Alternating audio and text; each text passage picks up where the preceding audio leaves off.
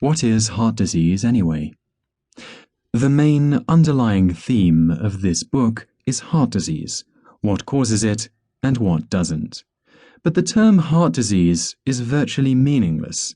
A pedant would say that heart disease is a disease of the heart, but there are hundreds of them, most with complex names: myocarditis, pericarditis, ventricular hypertrophy, Wolff-Parkinson-White syndrome, to name but 4.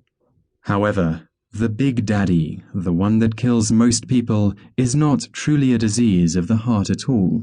It is a disease of the arteries that supply blood to the heart and is usually called atherosclerosis. Athero, or atheroma, describes the build-up of grey-white, fatty gunk in the artery walls. These thickenings are sometimes called atheromatous plaques, or just plaques. Sclerosis means general thickening and hardening. One of the other confusing elements when reading about heart disease is the amount of jargon, aka medical terminology. Atheromatous plaques come in many different varieties. The American Heart Association even has a grading system from 1 to 5, and then further subsections into type 5I and 5II, and probably type 4B subsection II paragraph 6. You get the picture. Plaques are generally thought to progress from an initial fatty streak, as found in the arteries of most 10-year-olds, which gradually becomes bigger and thicker. Eventually, the plaques can reach the point where they actually calcify, turning arteries into stiff, almost bone-like tubes.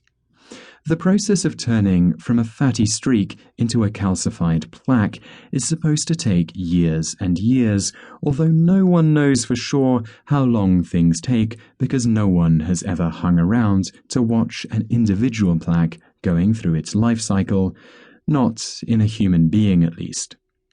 The general assumption seems to be that it all takes decades. Having said this, it is not the mature, stiff, calcified plaque that is the problem. It is an intermediate stage, the so-called unstable plaque.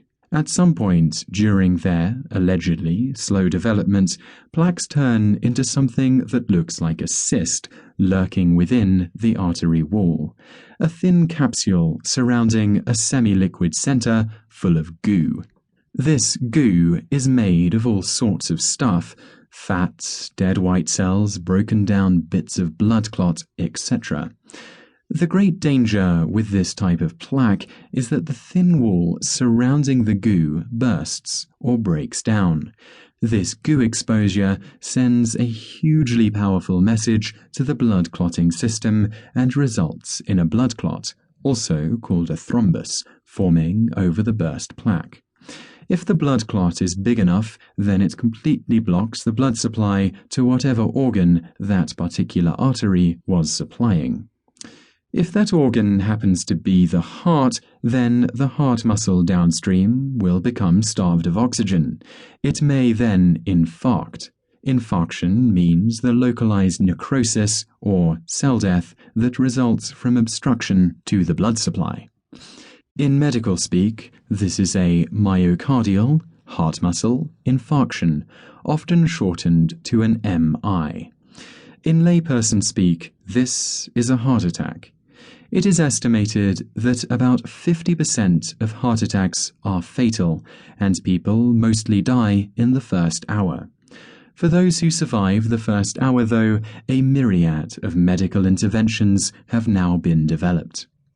Among the earlier developments were clot-busting drugs designed to break down the clot that is blocking the artery.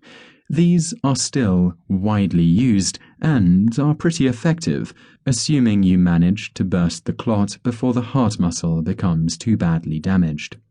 That said, the humble blood-thinning aspirin can be almost as good, at about 1/1,000,000th of the cost.